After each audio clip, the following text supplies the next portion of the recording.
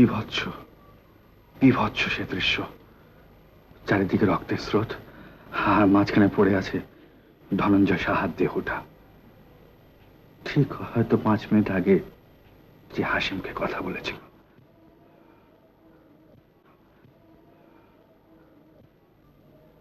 আজ আজ 10 বছর পার হয়ে গেছে, কিন্তু এখনো চোখ মুছলে আমি সেই ভয়ঙ্কর দৃশ্যটা দেখতে পাই। প্রবীর, যে লোকটা পালিয়ে গেল তাকে আপনি ঠিক চিনতে পেরেছিলেন? আচ্ছা, আপনি তো ছিলেন এই খুনের প্রধান সাক্ষী, তাই না? না, প্রথমটায় আমি তাকে ঠিক চিনতে পারিনি, কেননা অচেনা লোক, তার উপর সিঁড়িটাও ছিল খুব অন্ধকার। কিন্তু কয়েকদিন পরে থানা থেকে যখন ওই আইডেন্টিফিকেশন প্যারেডের জন্য আমাকে ডেকে পাঠালো, তখন লোকটাকে আমি আবার দেখলাম যে একগাল দাড়ি গোঁফ হয়ে গেছে, কি সব বিড়ি করে বকছে। কি যেন একটা পোস্টাল চুরির দায় তাকে ধরে আনা হয়েছে। নাম জানলাম রাখাল দাস। আর তখনই আপনি নিঃসন্দেহ হলেন যে এই লোকটাই ধনঞ্জয় সার হত্যাকারী।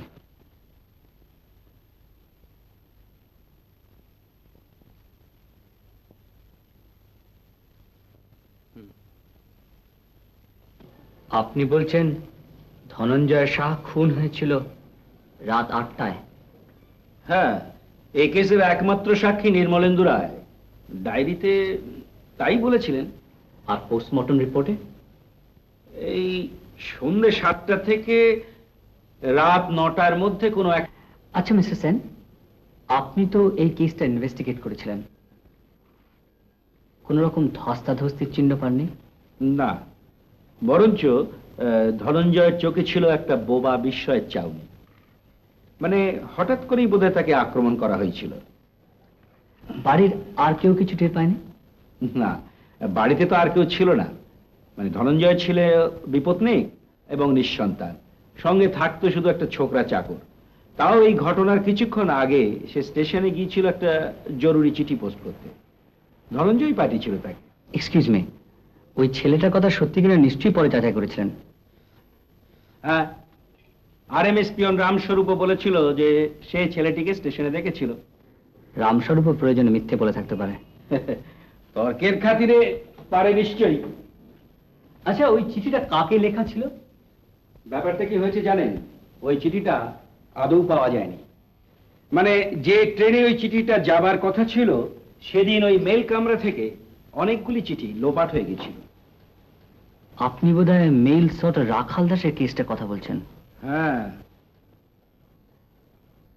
আশ্চর্য, মাত্র কয়েক ঘন্টার আগে পরে একই লোক কি করে দুটো অপরাধ করতে পারে যা একেবারে পরস্পর বিরোধী? আমার ধারণা রাখাল টাকার লোভেই ধনঞ্জয়কে খুন করেছিল।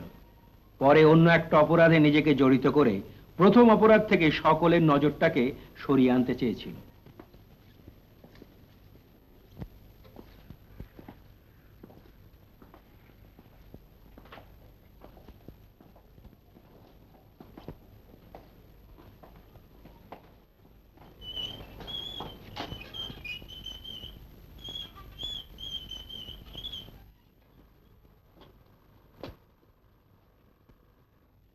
রাখাল বাবু, এই ভদ্রলোক আপনার সঙ্গে দেখা করতে এসেছেন?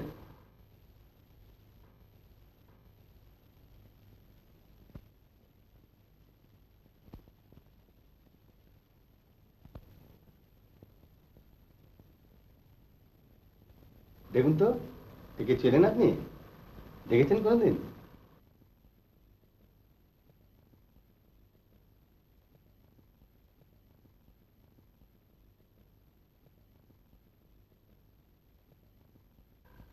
রাখাল বাবু, কেমন আছেন আপনি? এখানে থাকতে কোনো কষ্ট হচ্ছে?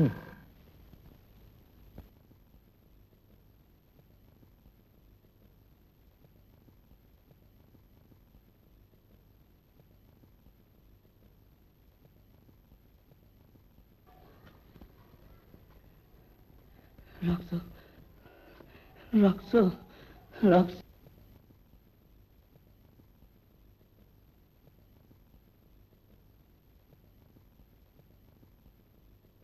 এই ওর রোগের একমাত্র সিমটম। এমনিতে বেশিরভাগ সময় চুপচাপ শুয়েই থাকে। মাঝে মাঝে কি যে হয়, হঠাৎ চিৎকার করে ওঠে, রক্ত রক্ত, নয়তো টাকা টাকা। সুসন্তর, চলো।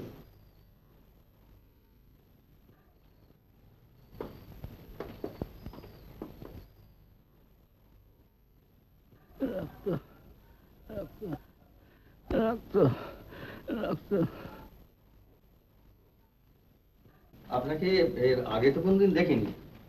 আচ্ছা রাখালবাবু, আপনার কে হবে? মানে আমার বিশেষ পরিচিত জন, বন্ধুও হতে পারে। আচ্ছা আচ্ছা। হ্যাঁ।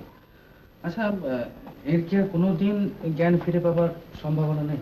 দেখুন, সঠিক কিছু বলা কি যায়, তবে এ সংসারে অসম্ভব বলেও কিছু নেই। হঠাৎ কোনো বিশেষ ঘটনার যোগাযোগ, নয়তো কোনো মানসিক মুহূর্তে হয়তো জ্ঞান ফিরে পেলেও পেতে পারে। আচ্ছা, ধরুন উনি যদি জ্ঞান ফিরে পান, তাহলে উনি কি আবার স্বাভাবিক অবস্থায় ফিরে যেতে পারবেন? মানে আমি বলতে চাইছি যে উনি অতীতের কোনো স্মৃতি মনে করে বলতে পারবেন? আশা খুবই কম, আর অত দূর যাবে বলে আমার মনে হয় না। প্রবীর বাবুকে একটু ডেকে দেবেন কাইন্ডলি। নেই, উনি সারাদিন অফিসে আসেননি? ও আচ্ছা, না কিছু বলতে হবে না। সীমা, কি হয়েছে রে? এমন করে পালিয়ে এলি? কিছু না। কি হয়েছে বল। প্রবীর আসেনি না, সেই জন্য? আসবেও না সে। কত করে বলেছিলাম, যত কাজই হোক একবার যেন আসে। জন্মদিনটা আমার ব্যর্থ হয়ে গেল মা। ছি, ও কথা বলতে নেই। আমরা রয়েছি, আমাদের কত বন্ধু বান্ধব এসেছেন তোকে উইশ করার জন্য। তাছাড়া তোর আজকে জন্মদিন, আমাদের সবচেয়ে বেশি আনন্দের দিন। ব্যর্থ হলেই হলো। দিদিমণি, প্রবীরবাবু এগুলো পাঠিয়ে দিয়েছেন একজন লোকের হাতে। সে কোথায়? বাইরে দাঁড়িয়ে আছে। বাইরে দাঁড়িয়ে কেন? না না, আজকের দিন আমরা এখান থেকে না খেয়ে যেতে পারবে না কেউ।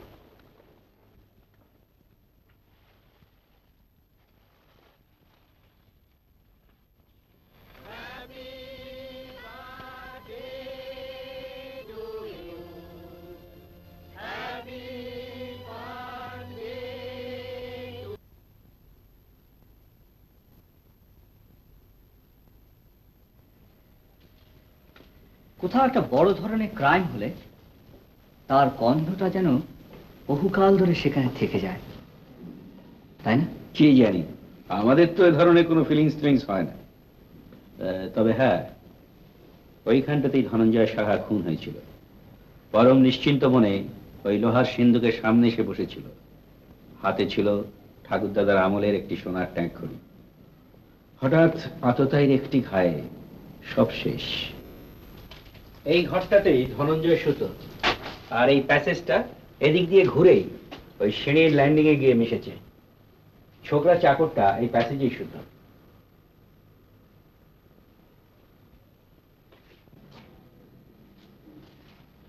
মিস্টার সেন, এই দরজাটা একটা বিশেষত্ব লক্ষ্য করেছেন? হ্যাঁ, করেছি বই কি। এই দরজাটা এই ঘরের ভেতর থেকেই খোলা বা বন্ধ করা যায়।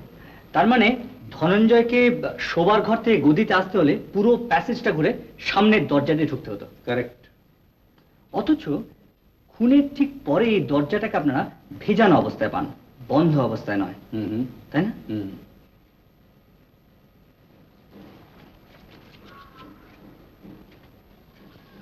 তাহলে কে খুলেছিল এই দরজাটাকে? ধনঞ্জয়? রাখাল দাস? না আর কেউ?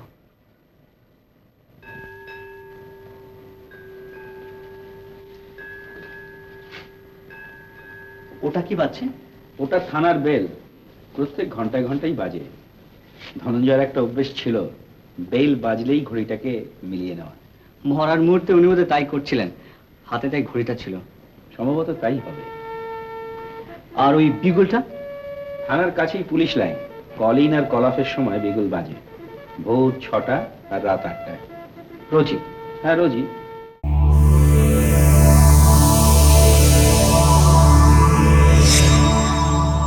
উত্তম কুমারের সেরা সিনেমা দেখতে হলে ডাউনলোড করুন ক্লিক অ্যাপ।